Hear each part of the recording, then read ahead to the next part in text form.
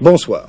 C'était la fin du cauchemar aujourd'hui pour 238 Vietnamiens du Hai Hong arrivés en fin de matinée à Roissy en France. Ces réfugiés ont été pris en charge dès la sortie de l'avion par les services de la Croix-Rouge. Ils ont été immédiatement dirigés vers Créteil, où se trouve le centre d'accueil de France Terre d'Asile. Ces 238 réfugiés viennent s'ajouter aux quelques 50 000 personnes venant des pays de la péninsule indochinoise et déjà accueillis par la France depuis 1975. La France fait un effort colossal, a déclaré à ce sujet M. Jean-Jacques Beucler, qui rentre d'une mission dans le sud-est asiatique qui lui avait été confiée par le chef de l'État. D'autres pays, d'ailleurs, participent à cet effort. 68 réfugiés du Hai Hong sont arrivés aujourd'hui même à Bruxelles. Un contingent a déjà été accueilli au Canada et un autre est attendu aux États-Unis. L'affaire du Hai Hong sera donc bientôt complètement résolue, mais cette affaire n'était qu'une sorte de signal d'alarme, attirant l'attention du monde sur un problème qui, lui, demeure. L'afflux quotidien des réfugiés dans des pays déjà saturés, comme la Malaisie ou la Thaïlande, ces pays qui sont submergés par cet exode continu.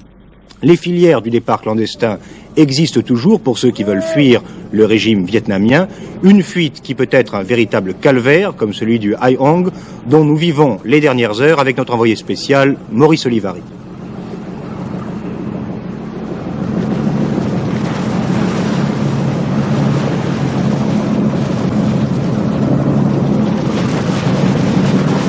Indésirables, les Vietnamiens du Hai Hong l'ont été jusqu'au bout. Même à l'heure de quitter la Malaisie, il a été interdit à tout journaliste d'approcher le moindre réfugié. Un peu comme si l'on voulait ici en finir le plus vite possible, et surtout sans trop de bruit. Pour les 222 Vietnamiens accueillis par la France, ce départ met fin à une aventure qui aurait duré en tout 38 jours. 5 semaines, dont 4 immobilisés sous le soleil écrasant de la Malaisie. 222 quittent le Hai Hong, 16 autres venus de la côte Est les rejoindront à l'aéroport. La France accueille d'un seul coup 238 personnes. Avec leurs 62 enfants, ces hommes et ces femmes sont arrivés ce matin à Roissy. Pris en charge dès leur arrivée par les services de la Croix-Rouge, seules 8 personnes ont été hospitalisées. Les autres ont été conduites en autocar au centre d'accueil de France Terre d'Asile à Créteil.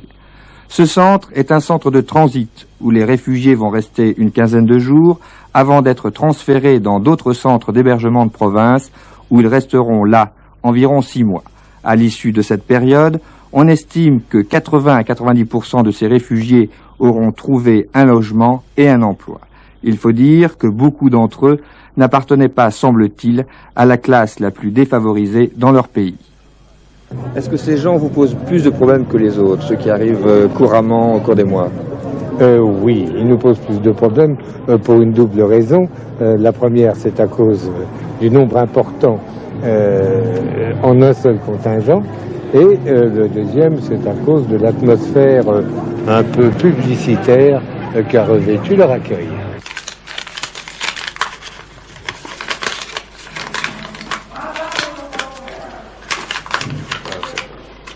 Oui, c'est de C'est ça. C'est de l'or pur. l'or pur. D'accord. Et vous avez payé 3 fois ça. Avant de partir, avant de monter sur le bateau de pêche, on doit payer aux polices. Et combien vous payez? Le prix est varié. Combien vous avez payé, vous? Vous êtes parti avec 3. Combien vous avez payé? 5. Vous êtes 5? Nous sommes 5. Nous payons au moins 20 ans. Pourquoi il est parti? 你為乜嘢？